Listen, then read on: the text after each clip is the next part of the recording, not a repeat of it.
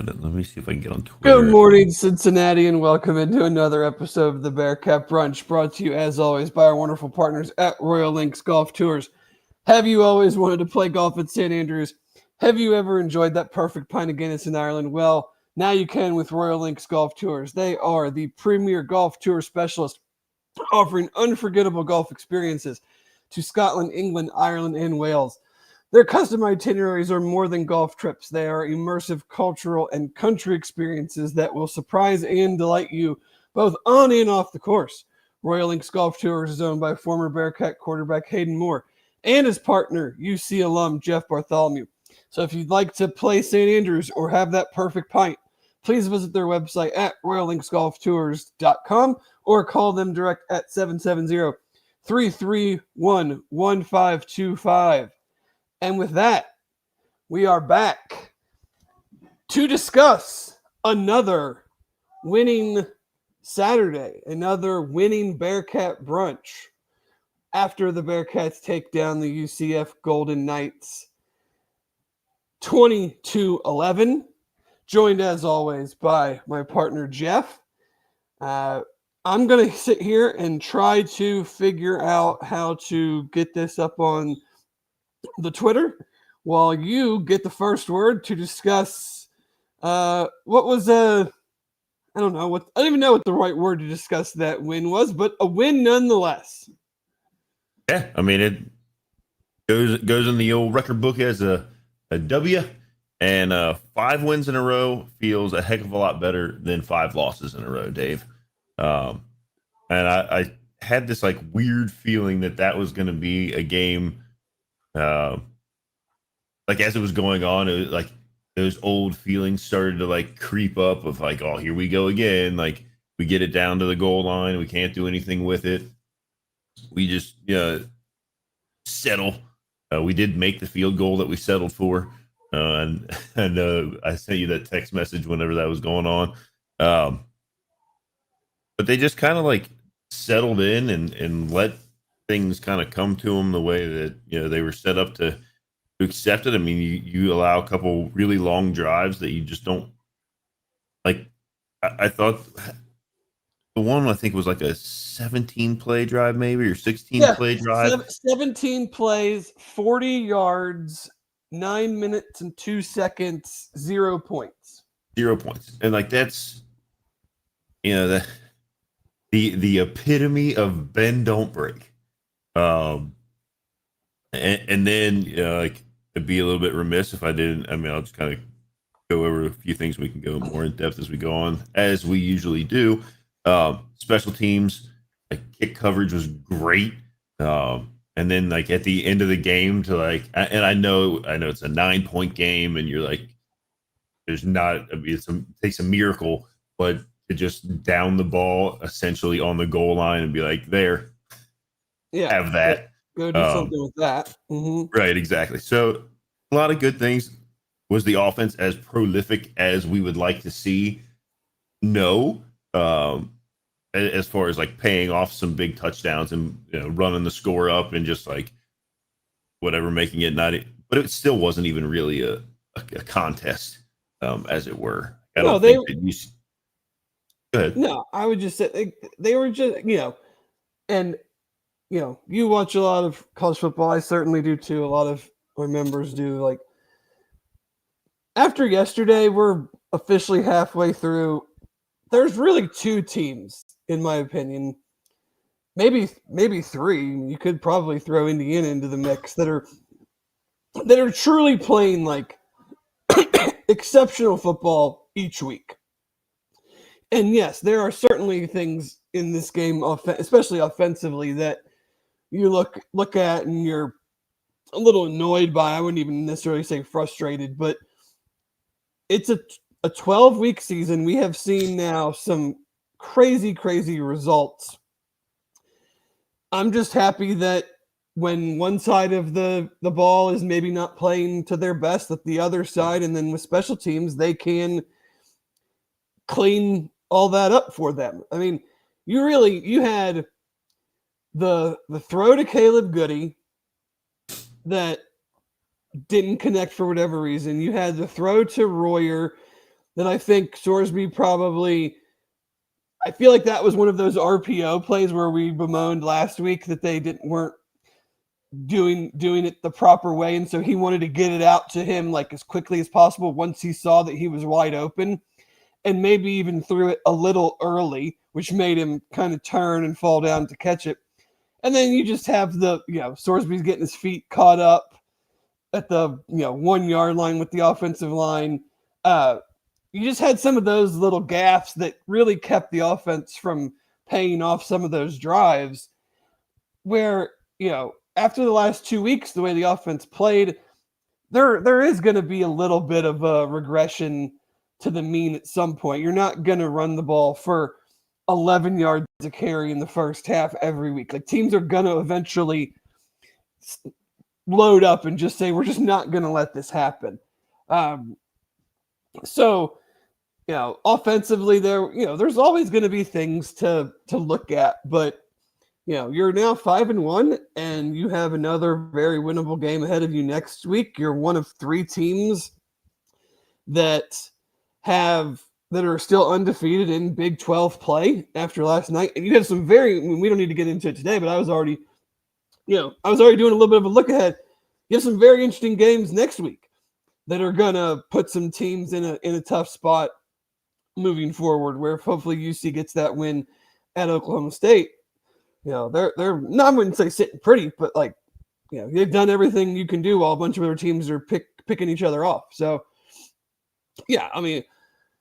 offensively, things to work on. I really thought that the tone of the game was kind of set when they really just couldn't get the run game going on first down. So much of the last 2 weeks, and especially last week, was opened up by just these big runs on first down, and it put them into a lot of more of the second and third and longs that we had worried about earlier in the year and in the offseason. So, things to clean up, but there were certainly plays here and there that, were very close to being, uber successful, and they were just off a tick for whatever reason. And that's going to happen, though. And like you said, it's nice to see that when that does happen, that there is a little bit of backup there on the defensive side of the ball, special teams able to help out, and really those drives that I was mentioning, the long ones that I think paid off well. Was that the UCF touchdown on the 19 play drive? That was was that on the one where they had the bounce back pass off of you had the fourth down play where it was like 4th and 17 or something. It's tipped back backwards to another play. I mean, we already discussed the 19 play drive or the 17 play drive that took 9 minutes and they didn't score. Then they have a 19 play 90-yard drive that took 7 minutes and they did score. So they had 16 minutes just in those 2 drives. UC's total time of possession for the game was 20 minutes. Yeah, and in the second half, it was 23-7. So the defense plays essentially 90 snaps, gives up less than 400 yards. I mean, I'm not going to count the garbage yards that they got on that last drive when Miles Montgomery ends with a 22-yard run. Outside of that, I mean, this is maybe the stat of the game. He'd come in with 2 straight 100-yard rushing games. They held him to 12 carries for 34 yards, 2.8 yards a carry outside of the very last play of the game, which meant nothing in the grand scheme of the result. Right. Yeah. I mean, you got to have the defense on the field for 100 snaps per game on paper. They ran 100 plays on offense, and to have the defense be out there that long and they really didn't cave there at the end. I mean, you get them in 4th and 17. You got a DB that makes a good play, another almost interception. I think I heard the announcer say, and that should have been an interception or a near miss for UC again several times. So maybe we need to get some of those guys in front of a jugs machine. But you have a defense that goes and makes the play, and the ball just happens to kick to a guy that's streaking down the side. Come on. Like, I'm Yeah, not gonna like, there's nothing you played the play exactly right. There's nothing you yeah. can do there. Same So I'm thing not gonna. with the phantom, pass interference call. I mean, there's nothing you can do there. It's just bad. It's bad luck, and but yeah, defense is out there for you know 40 minutes out of the game, and out there for a ton of plays, and I thought really played well overall. I mean, Cam Fancher being able to scramble and pick up yards was annoying, but it was very much mainly because of good coverage. They had very Yeah, few just absolute designed runs that hurt them. And I think Chad and Keegan talked about it a little bit last night, is you're just not gonna if you want to drive that way, with the way that the UCF offensive line is not very good, and clearly they're a penalty riddled team like UC kind of is as well. Like, the chances that you don't mess up driving the ball that way and scoring 3, 4, 5 touchdowns doing that, if you can limit that, like we talked about on Wednesday night, they have explosives in the run game, but they weren't a good running team, and that showed yesterday. We yeah. cut down on the explosives. Obviously, I thought tackled very, very well, even on some of like the short yardage plays that they picked up, got first downs on. Xavier Williams made a couple really, really nice tackles Jonathan Thompson. right at the line. All the leading tacklers are. I wrote down 1, 2, 3, 4, 7 guys. They're all linebackers or the safeties, where they were flying up. Trey Collard led the way with 9 total tackles. Jonathan Thompson, Dingle, Golday, Coleman, Whedon, Xavier Williams. Like, they were all really did a good job running to the ball. Really did a good job wrapping up, bringing guys down. There was not a lot of extra yards after contact. There were not a lot of missed tackles, guys taking bad gaps, guys not, reading the run plays the right way. So, you let a team run 90 scrimmage plays and they barely get over 400 yards, and the quarterback has 49 attempts for 222 yards, 4.5 yards per attempt. It's going to be hard to complain. I mean, I don't think the UCF offense is good at all. In fact, I called it dog vomit after the game, if anybody didn't see that tweet, because 80% of their yards were on broken plays or terrible penalties. So, but And then the only plays that they had that they were like moving downfield, they ended up with a holding penalty or like something silly in the back. Like, it just pulled all their, because I think they had I think their longest completion outside of that goofy one would have been like a 35-yarder, but it got called back on I think a hold or. Well, it was the one. I think it was the one where there was the pass. We had the pass interference, and they called the play completed, and both of his feet were out of bounds. Yeah, no, he was like almost on the other side of the white sideline paint that they have there. Yeah, like he got all the way out. Yeah. So I mean, it's a frustrating game offensively because they just couldn't quite get the run game going.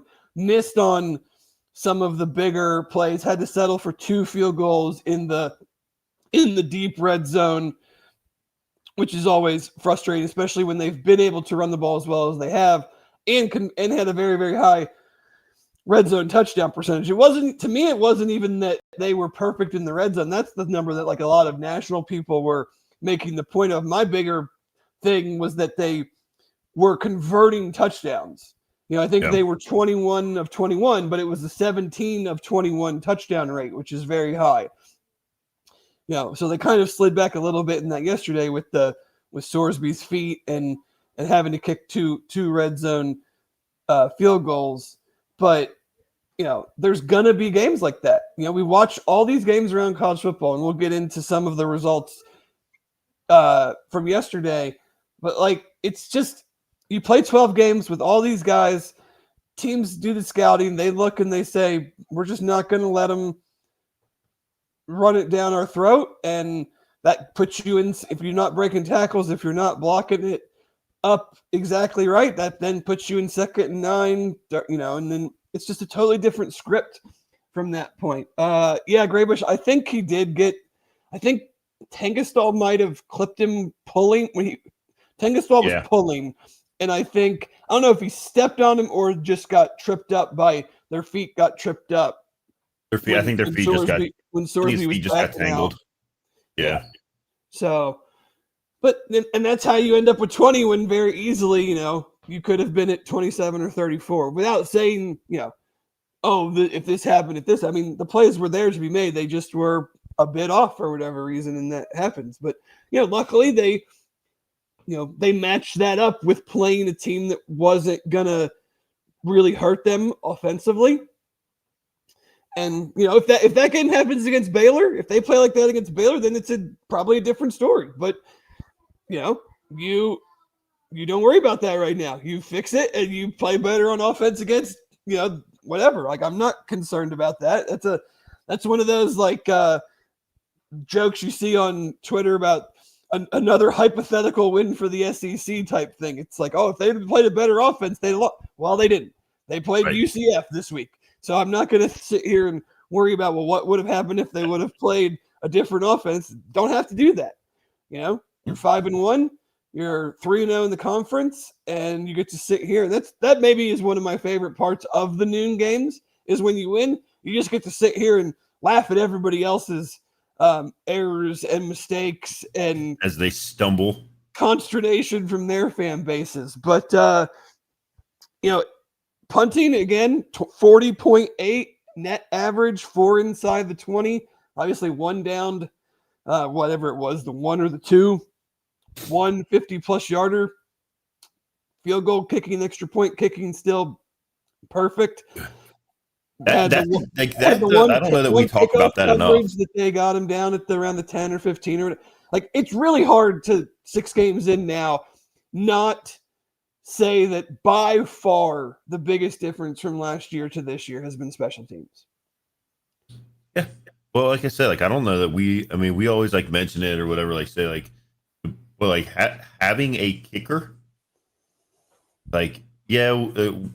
our we kind of take for granted, our punters have been good for a while now.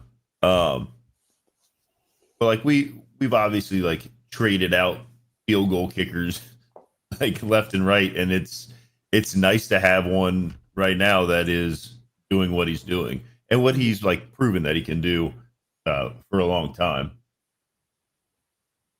Yeah, Darren. I was watching from a restaurant in Gatlinburg, so I was, doing my best, sitting in a place that was predominantly. This is, you want to talk about my personal hell watching a game? Heavy Ohio State and Alabama fan contingent in the place I was watching the UC game at. So it was David Simone's personal college football hell was experienced. So I don't know what was said, or I was paid. I think it's just a matter of that.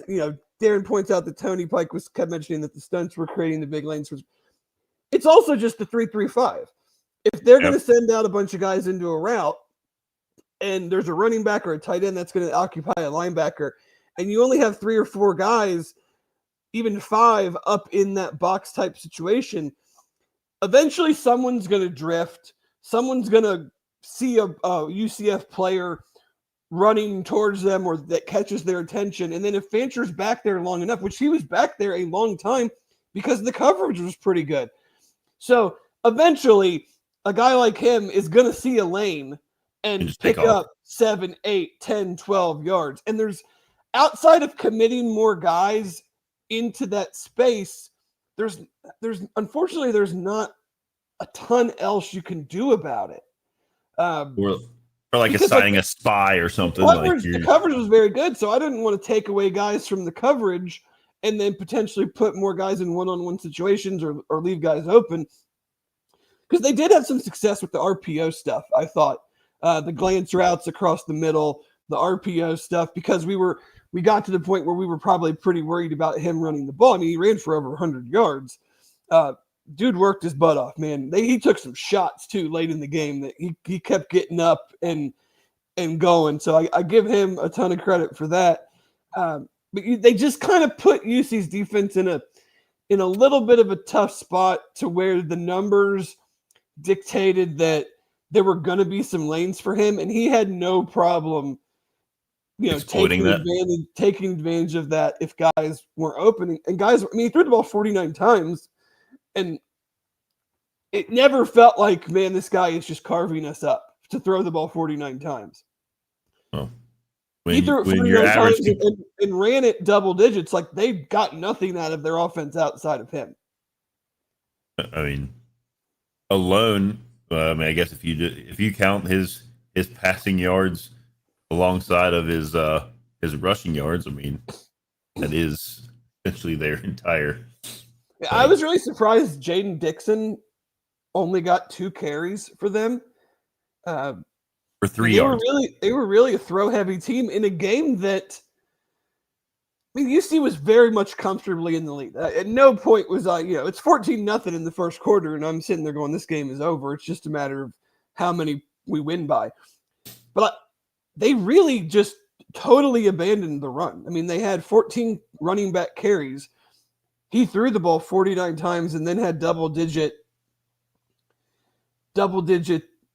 rushes. It felt odd that they went away from the aspect of their offense that I feel is best in that game, only down a couple scores. With their defense played well. I mean, they drug UC into the mud. They did a really good job on first down. They limited the rushing numbers aren't bad, but they just really limited the big plays. There were not a lot of 7, 8, 9, 10, 15-yard runs like we had seen in the last couple of weeks.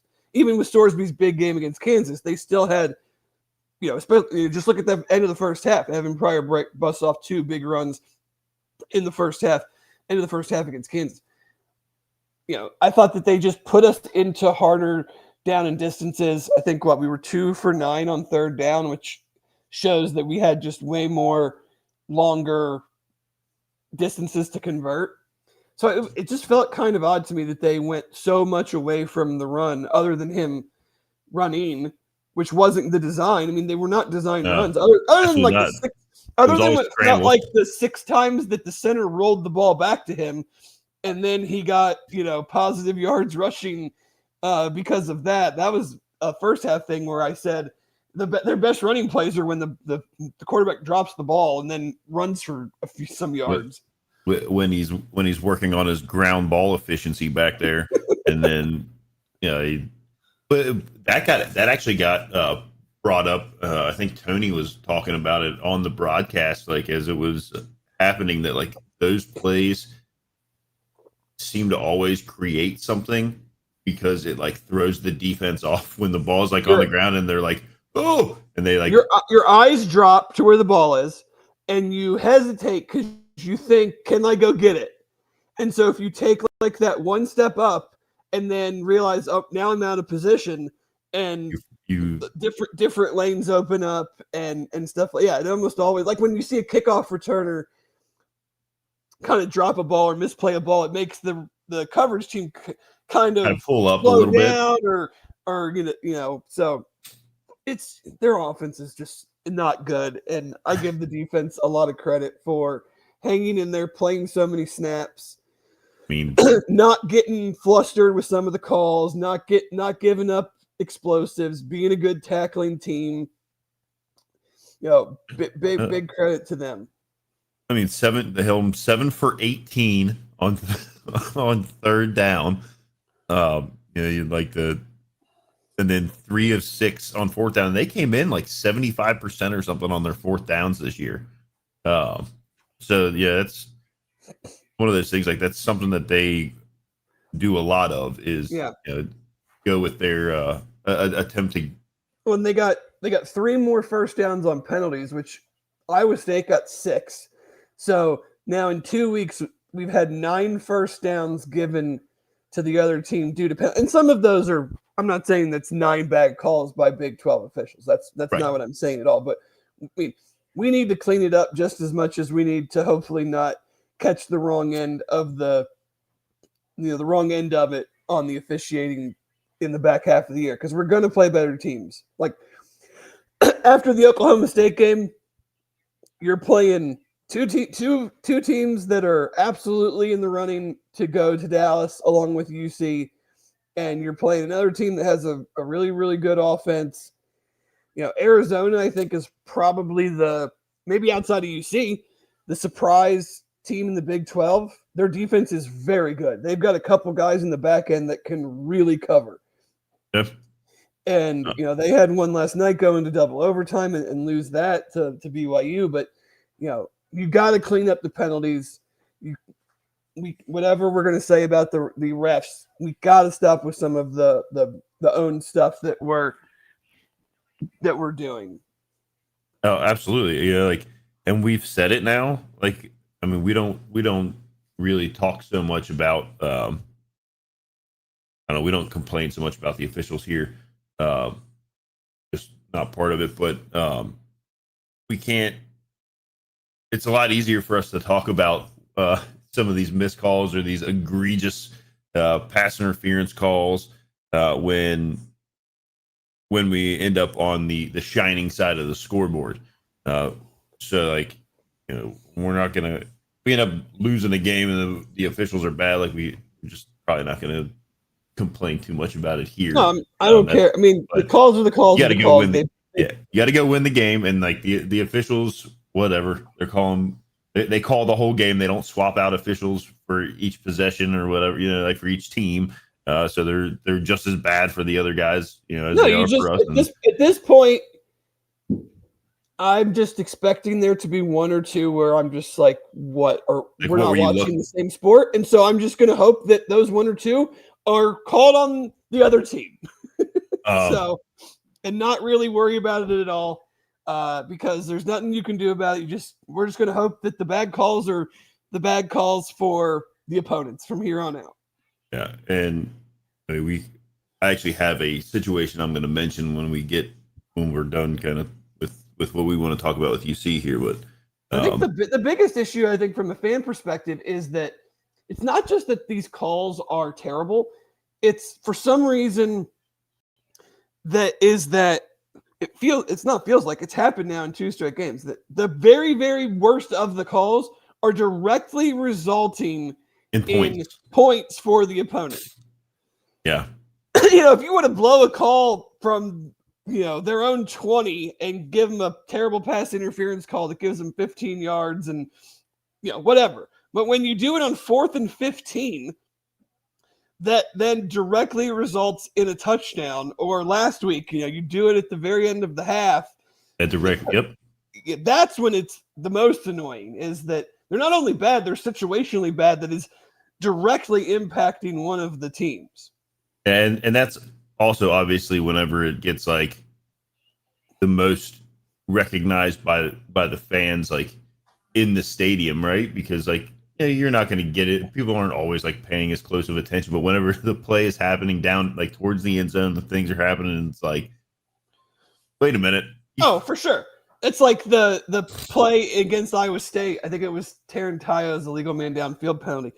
I was sitting down in the lower section at that point, and I mean, all the penalties had accumulated so much at that point. Any flag was going to be the crowd was going to go nuts. And I'm just sitting there laughing, going, this guy's 7 yards downfield, and everyone is just irate. And, right, exactly. But at that point, it doesn't matter. No one cares if they're wrong. They just see laundry on UC and just assume that it's the next worst call of all time. And I know that was last week or whatever, but his particular illegal man downfield was egregiously bad. He was blocking. Yeah. He was actively engaged in looking for someone. He just thought that it was a different play, and that's what happens on those RPOs. Is you've got to be so much in sync, because if the quarterback sees something, you're blocking, thinking they're going to do one thing, and the quarterback sees something and decides that he's going to do something else, then it screws the whole thing up. But Bearcats get out with the win. Not a clean performance. Not exactly a stunner to me. You played really, really well on offense 2 weeks in a row, and you have to. UCF has a solid defense. They have a athletic, solid defensive line. They have pretty good guys in coverage. It wasn't like guys were running wide open and we were just missing plays.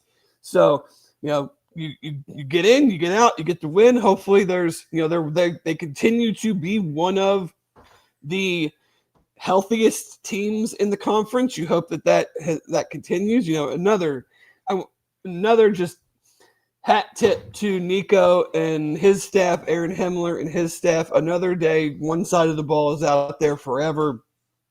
Guys weren't dropping, guys weren't cramping up. Kept the energy, kept playing. They were still hit hard. That's the thing that I often laugh about the availability reports that the Big 12 puts out, because last week all the Iowa State fans kept talking about, oh my God, we have so many guys hurt. And I'm looking at it from the UC side going, well, how many of those guys were you expecting to play a lot of snaps? Because when I look at impact, when I look at the UC availability report, every guy that's out was either not going to play or and is red shirting or even a walk on or something like that, or was very, very, if they were going to play, it was going to be very sparingly. So when we're complaining about having 20 guys on the availability report, how many of those were you actually expecting to play? Right. And I don't know that answer because I don't know necessarily all of their specifics. I think yesterday, there was like a Big Ten player that was listed as out on one of the reports and ended up coming in and playing a snap. I don't know what team it was. I would like to find that tweet somewhere, but I don't. Should have wrote it down when I saw it. Because somebody made a joke about are they going to get fined by the Big Ten for listing somebody as out on the availability report? I think it was in the I thought it was in the Big 12, the Arizona BYU game where it was. I thought it was a Big Ten game, but I know where they said the player was out and then he was in the game. Yeah, it might have been a Big 12 game. I can't remember what where the tweet was at. I don't remember either, but I feel like I saw a tweet about it. So yeah, the questionable and John Mateer at Oklahoma, he's questionable all week, and then he plays and whatever. But yeah, Bearcats win. I don't have a ton else about this game to discuss. No, and you know what? This isn't one of those games where we don't have a ton else to discuss, and it was a loss. It was just kind of a ho-hum victory. No, and there's not even anything really on game on paper that really stands out.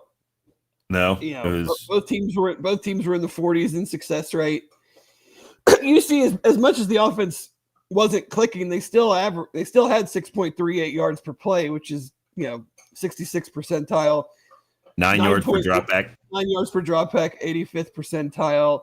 So it just wasn't to the level that it had been the last couple weeks, but still clearly good enough to beat a team with the offense that UCF brings to the table. So let's where do you want to start? Because I know where I want to start nationally, but where do you want to start? I just kind of wanted to discuss a few things from some games, and we can kind of. I had a couple things I wrote down here, but they're from different games. So if I don't know if you want to just pick a game and start, and I'll see if I have something from that I want to discuss. I mean, I just wanted to think if we'll throw this out to the watchers, the listeners. I'm pretty sure I've never seen a team that was preseason number 1 in the country lose back-to-back games as 3 touchdown favorites. Yeah. That's if you're Penn State, you can't fire him. The buyout's way too big, but where do you go from here? That's atrociously bad. It's not a good situation to be in up there. I can tell you that. I just don't I don't know where you go from here. You hope to God that you hope that there is a wild coaching carousel and some very good other jobs open. And there is just a mutual, we had a great run. It's time to do something else. And James goes to a school that has a ton of money and can easily pay his tiny little buyout for him to leave compared His to being transfer fee. fired. Yeah, basically his transfer fee, and everybody starts over because they still have to play Ohio State with now a new quarterback because Drew Aller is out for the rest. I mean, they are going to get destroyed by Ohio State. If you're losing to UCLA and Northwestern, who are arguably two of the I don't know, 5 to 10 least talented from just a roster standpoint in the entire country, what is Ohio State going to do to you? Yeah, it's not going to be pretty. And it's not like that. That's not one where, like, I mean, like Ohio State might just decide to hang 100 on them and do it because it's Penn State. So I'm not sure what you do there. I mean, I think you just kind of have to hope that something opens up that is of interest to him and they're able to just kind of start over. Work out a deal to be like, listen, it's probably best that you leave. Yeah, you should probably pursue other opportunities. Although, I mean, UCLA did win their second game. They did it again. They sure did. It's amazing what happens when you put a guy in charge of an offense who has amazing hair. Just amazing hair. Like the things I would do for Jerry Neuheisel's salad. Yeah. His head of lettuce that man's got is I can't get over it. As a man with no hair, like that is just unbelievable. But yeah, they whooped up on Michigan State. I liked how their coach took a jab at all the other coaches complaining about travel too in his post game, talking about how going time zones and hey, when it's time to play, it's ball and on ball and all that other stuff goes. That's for losers to talk about. So Florida State too. I got a good Florida State stat for you. They haven't won an ACC game in over a year.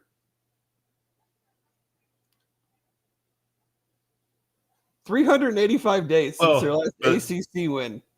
I mean, last year they weren't winning anything. No. And then this year I thought, they looked and then not good. It hasn't been good for them as of late. He's got a $58 million buyout, so nothing's happening there. That's healthy. Well, that's what happens when you go 13-0, don't make the playoff because your quarterback got hurt, which they should have made the playoff. That's a different conversation. You get a massive contract extension because you just went 13-0, and then you follow that up by going 2-10, and now you're 3-3. And haven't won an ACC game in over a year. And that's how you get to a $58 million buyout. I mean, they're like coaches would never agree to it or sign them, but like these schools, like they've got to give themselves an easier way out on some of these. Like, I mean, you can't just get yourself to a position where you are locked in with a guy that is just not getting it done with no way out. Like, handcuffed by it. You like at some point these ADs need to realize that these are just football coaches and I'm not going to screw over my entire athletic department because the guy I really want is requiring this type of buyout. Is he that much better than the next guy or the next guy or the next? Like, yeah, they all might be wanting the same thing because a lot of them have all the same agent, but you don't have to do it. Okay, so he goes 13-0. You can give him a contract extension for having a great season, but you don't have to increase the buyout. And if he says, what's he going to say? No? Like, okay, go, leave, quit your job, pay us the money to quit, and go find a new job then. Yeah, like that's going to have to start happening because like you get these places like they've got now where there are buyouts that are so egregiously high, like you can't move on from it and it's not working. I think there's one, and it's going to hit close to home, that would be the second highest ever, that I think they might actually have to do it. Because I scored as many points as team yesterday, and all I did yesterday was play 2 rounds of putt-putt and hung out in an arcade. Yeah. It's not going well up there. The Iowa-Wisconsin over-under was one of the lowest I've ever seen, 36.5, and Iowa cleared it by themselves. Well, yeah, they would have had to because they scored 37, and the other team didn't score at all. because that team did. I want to know, like, because we'll find out after the show, and I do fully expect that UC will be in the top 25 today. I don't think those are out yet. Probably not till noon. No. Has that team up there been in the top 25 legitimately without just starting there and then slowly falling out since this exchange was made? I don't know. I don't know. I don't know, but I mean, I don't think so. They didn't go to a bowl last year. I think they were 5-7 last year. They obviously didn't start in the top 25 this year and will not get to the top 25. You don't think? I don't think. Are you gonna go out? Wait, is this another Dave going out on a limb? I think I have a strong feeling that they will not rally the troops and make a run to the top 25 the rest of this year. Okay, well, we'll mark it down. We'll see if that's correct or not. And then you got USC out there. They beaten Michigan 31-13. Watching that game, it never really seemed Michigan never really seemed like they were in that one.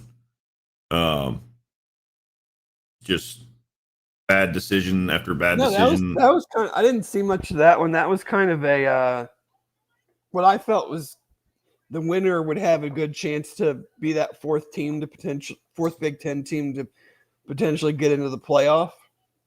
USC's got a Notre Dame, I think, next. If they win that game too, then they're definitely in a pretty good spot. But did you see the end of the half in the Auburn-Georgia game? Is this some of the worst officiating? I mean, we talk about the bad Big 12 officiating. Is this the touchdown fumble? The touchdown fumble, then the Georgia player was never down, and so it's either a touchdown for one team, and it ended up being a touchdown for neither team. Either Jackson Arnold had the ball and crossed the line, and it's a touchdown, or he didn't, and it's a fumble, and the Georgia guy returned it for a touchdown. But yet, it was a touchdown for neither team. No points. Can we reset this? It's a fumble, so Georgia ball, but the guy that recovered it and ran the whole 99 yards, not a touchdown. Well, that doesn't count because we're not sure. We had to review. I'll tell you, officiating was bad all the way down to the 7th, 8th grade level where my kid played yesterday because they had a run where it was a fake handoff, and they sold it so well when the running back hit the middle and was stopped. The quarterback was out on the outside running the ball, and the officials were all staring. They blew the play dead for He's like, guys, I'm holding the football. They gifted him 5 yards. They said, okay, you would have gotten 5 yards. That's what they did. It's just totally off topic, but it was funny and officiating related. We watch all the Big 12 now. I mean, there was a play, I don't know the exact details of it, but in the BYU Arizona game, I think it's 1st and 10 from the 14. The chains are late to get in place. They mark it at the 16. So then the imaginary yellow line is off by 2 yards. The play is how does that happen? And then I don't think know. there was a fourth. I don't know if there was a fourth down play that then was 2 yards wrong or whatever. Like there's so many errors everywhere. Well, then in the same BYU Arizona game, Arizona has the ball. I think it was either third or fourth down. It might have been fourth down. They were going that Arizona was going for it on. Kid from BYU gets through the line, is fully upright, literally gets through the line. The Arizona quarterback is right there. He hits him. So like the side of his helmet, really face mask, kind of hits because they just run straight into each other. Right. And he tackles him as he's throwing the ball. They call roughing the passer and targeting. So then they come back, or they call roughing the passer with targeting. So then they come back and they say, nope, we looked at it, no targeting, still roughing the passer 15 yards. And BYU's head coach is losing as he throws the ball, literally the passer, and he didn't even have time to get into a launching position because as he came through the offensive line, he just ran into him. So they were like the BYU head coach, who like I don't think I ever see get like crazy demonstrative and like yelling and screaming, like he's like usually pretty like chill, was like losing his mind. I mean, I already had, and this is a little bit back to UC, but like I already had a lot of respect for Scott Satterfield in the sense of he is one of just the most genuinely good, nice coaches, just dudes in general, but like especially coaches. I mean, most of these coaches are just absolute lunatics, psychopaths. The way that some of these calls have gone against UC over the last couple of weeks, for him to stand there and be as professional and then come in after games and not do what I would do or what 95% of us would do or say. I mean, I think I said last week, like his response was one of the most gentleman things. It's just, I don't know how he does it. I come in and cut like an old school John Cena it'd be promo like into the. I would have it'd be a wrestling promo every week if I was a coach. Every single week, I'd be calling refs out by their names. I'd be like, it would be nonstop. The other one, like as we're going, like the other one that happened, I was watching the South Carolina LSU game. South Carolina gets the fourth down. It's like 4th and 4, 4th and 3, something like that. And they decide to go with the old lineup and like the old swinging gate. And they run a wide receiver on a little bit late. So he runs on, he hustles all the way over the other side of the field and gets set. While that's happening, the official steps in front of the punter to tell him, like, you can't snap the ball, right? So because you've made a substitution, the defense gets a chance. Okay. Well, LSU doesn't make a substitution. But in that time frame, so they're just standing there waiting for LSU to sub a guy in instead of getting out of the way and letting him snap the ball. Even better, Dave. He's got his hands up and he's in front of the punter. As he sees the receiver get set, he takes 2 steps back away from the punter and behind him. So the punter in his head thinks, I can snap the ball. So he snaps the ball. As he's snapping and rolling, they start blowing the whistle. He throws the pass to a guy that's like rolling out to the side. They would have gotten the first down, but the official's blowing it dead for an illegal procedure. And like Shane Beamer is like, I mean, spit is flying in every direction. He's screaming. He's like, you moved out of the way. What do you want him to like? He's not going to turn around and go, are we good now? Exactly. So as he like, you have stood in front of him to stop him, and then you move out of the way, and then you still flag him for snapping the ball because you determined that it wasn't good yet. Like when you moved, that should have been the signal that, yeah, you can go ahead and snap the ball. Ludicrous. It's like exactly. It's, I mean, we're spending way too much time on. I know, but it was just terrible officiating. But it's all it's more so just to highlight that this is not a Big 12 thing. This is a it happens everywhere. national college football thing. Texas A&M, I think, is really good and not getting talked about enough. They have now, I think it's three games in a row. Opponents are either something like 3 for 33 or 1 for 31 or something like that on third down against them. Just an insane stat line on third down defense. Florida yesterday was 1 for 10. And they're certainly not getting enough attention. I think Alabama is the best team in the SEC now after you go and win these 2 games back-to-back, Georgia at Missouri. Now they have the game against Tennessee this week. Alabama might be running some of the coolest Wildcat plays of all time. They put Caden Proctor back there in the Wildcat. Every week it's a new 360-pound left tackle. We're going to hurt you on offense with this guy play. Like, that's ridiculous to allow and trust like a lineman to be back there and receive the snap and just like roll around. Like, the highlight from that was like somebody put out that like Missouri stops the Wild. No, they didn't. He got the first down. He just didn't. He didn't get the extra like yard and a half for the touchdown. He still got like 4 yards carry right there. Crazy. That was stuff. pretty. Doing a lot of fun stuff with him. Yeah, DeBoer goes black hoodie, and now it's been unlocked. 2 for 33 in their last 3 games on third down.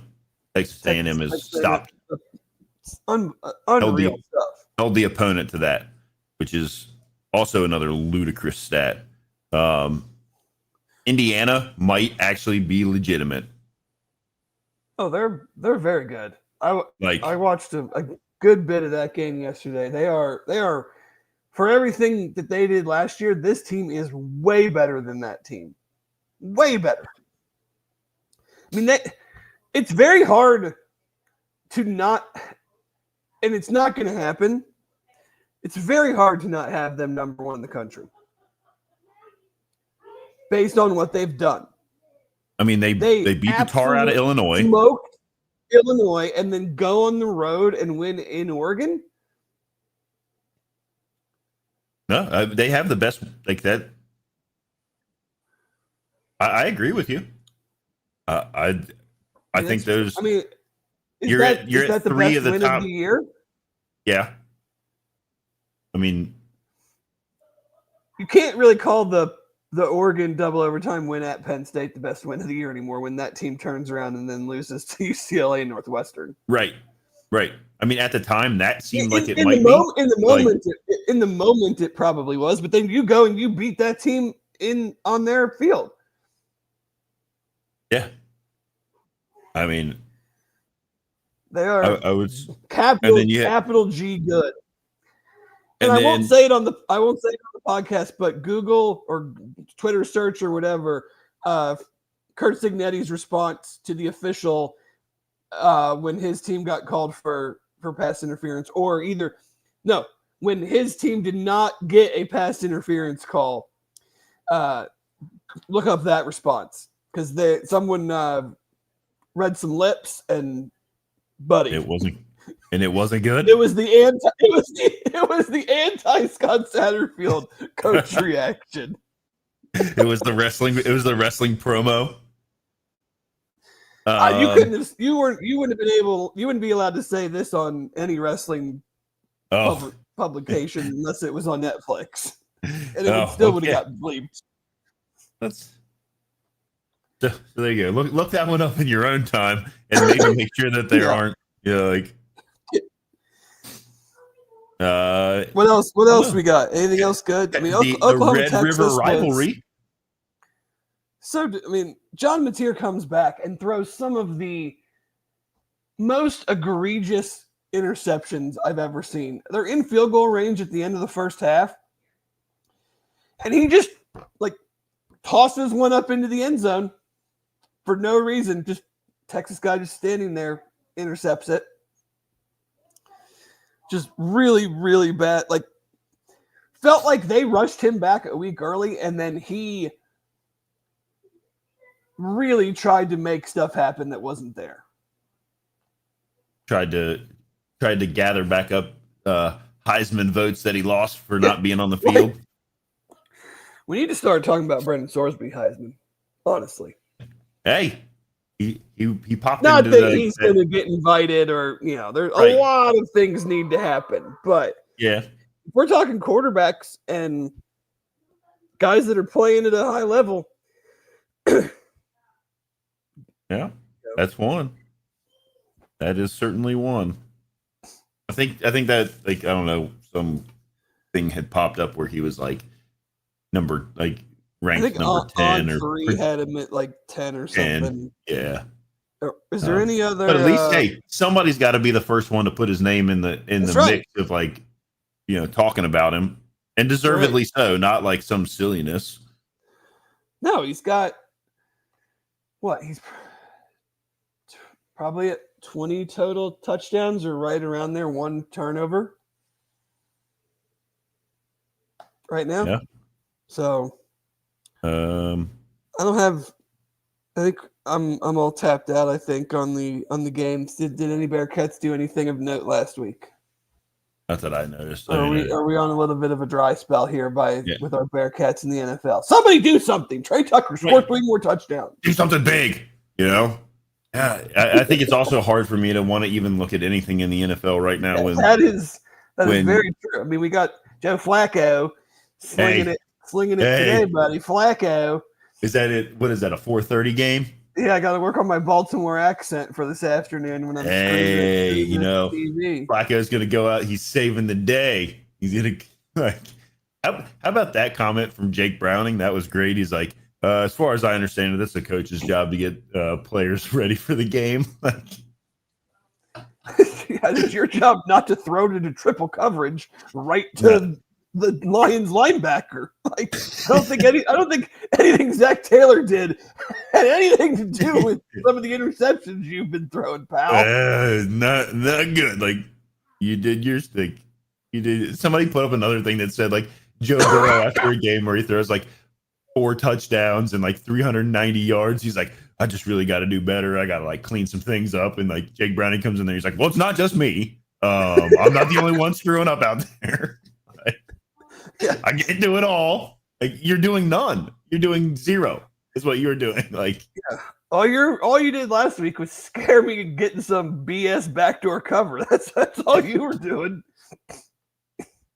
My buddy texted me about that. He was like, towards the end of that game, he's like, hey, my cover might come in. And then he's like, never mind. I hate it all here. Yeah. Anyway, thank you again, everybody, for joining us today. Bearcats get another win, 3-0 in the conference, 5-1 overall. Head to Oklahoma State for an 8 p.m. kickoff. We didn't even talk about that. What, the T-shirt guys? Yeah, that was rowdy. That was hilarious. I think it ended up every fan that was in the stadium squeezed into 2 sections by the end of that game, and 78 of them. And then the women's basketball coach, the OSU women's basketball coach, Oklahoma State, like tweeted out and was like, "We love your energy. Bring it to all. If you bring that to the women's basketball games this year, like, I'll give you a free shirt. You don't have to wear it if you don't want to. Like, like that's what they've become. Like, hey, either be good or be interesting, and they're not good. So go have some fun and be interesting, and get yourself all over Twitter and probably Sports Center and local news is going to find out who the first 2 guys were that they've already done that. They already did it. It was one guy. He was up there like by himself, and then 3 more went up there. Like, there's a time lapse somewhere on Twitter where it's like set to like clown music, and then it expands all the way out. So, but anyway. Bearcats win. Thanks for joining us. Like, subscribe, tell your friends. We got this Sunday morning thing going where we talked about wins for 4 straight weeks. This is amazing. It's crazy. Or is it? No, 5 straight 5. weeks. It's 5. I'm shorting them. winning 5 in a row feels a lot better than losing 5 in a row, Dave. So much fun. So thank you, Jeff. Thank you, everybody in the chat. Always love you guys coming in and getting up with us in the morning. Thanks to Cincy Light. We were live on remote from the Cincy Light studios in Gatlinburg, Tennessee. And then they built a cabin down there for us. It was they incredible. They did. And then thank you, as always, to Royal Links Golf Tours. Make sure you check them out for your next golf trip. And with that, we will be back next week. Have a great Sunday, Cincinnati.